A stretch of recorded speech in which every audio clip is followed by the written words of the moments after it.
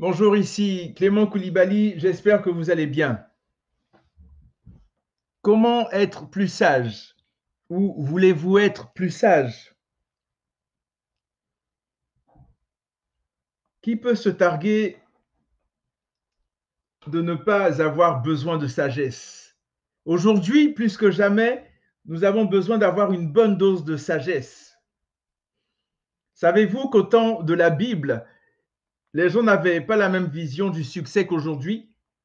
Aujourd'hui, le plus souvent, on considère qu'une personne a réussi en fonction de ses moyens financiers. Mais au temps de la Bible, une personne qui avait du succès était celle qui avait de la sagesse, d'où la présence de certains livres comme les Proverbes ou l'Ecclésiaste dans la Bible. Il y avait même des écoles de sagesse dans la Grèce antique. J'aimerais tous nous encourager à rechercher encore plus de sagesse. Pour ce faire, si vous ne le faites pas encore, je vous conseille fortement de lire et de méditer, si possible, tous les jours jusqu'à votre mort un chapitre du livre des Proverbes dans la Bible. Il y a 31 chapitres, donc un chapitre par jour pendant le mois. Dès les premières lignes, Salomon, l'auteur du livre des Proverbes, nous en présente les objectifs et surtout les bénéfices. Voyons tout d'abord les versets. Proverbe 1, 1 à 7.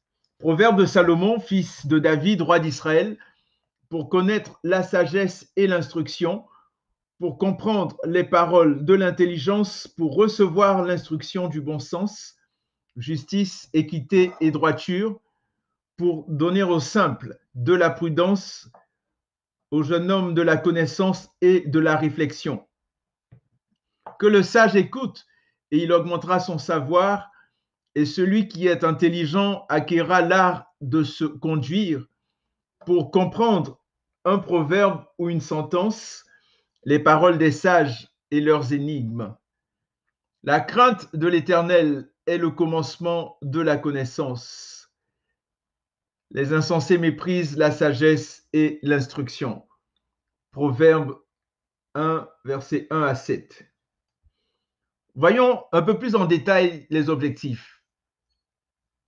Proverbe de Salomon, fils de David, roi d'Israël. Pourquoi? Pour connaître la sagesse et l'instruction, premièrement. Deuxièmement, pour comprendre les paroles de l'intelligence. Donc, on s'entend que si on comprend les paroles de l'intelligence, c'est parce qu'on a acquis une certaine intelligence ou développé ou augmenté nos connaissances. Troisièmement, pour recevoir l'instruction du bon sens, justice, équité et droiture. Quatrièmement, pour donner aux simples de la prudence, aux jeunes hommes de la connaissance et de la réflexion. Et cinquièmement, pour comprendre un proverbe ou une sentence, les paroles des sages et leurs énigmes. Alors, avec de tels objectifs qui nous apporteront tant de bienfaits, qu'attendons-nous pour lire tous les jours un chapitre du livre des Proverbes?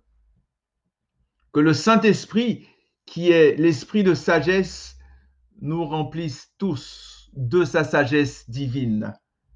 Amen. Donc, que Dieu vous bénisse et n'oubliez pas, Jésus revient très bientôt. À la prochaine.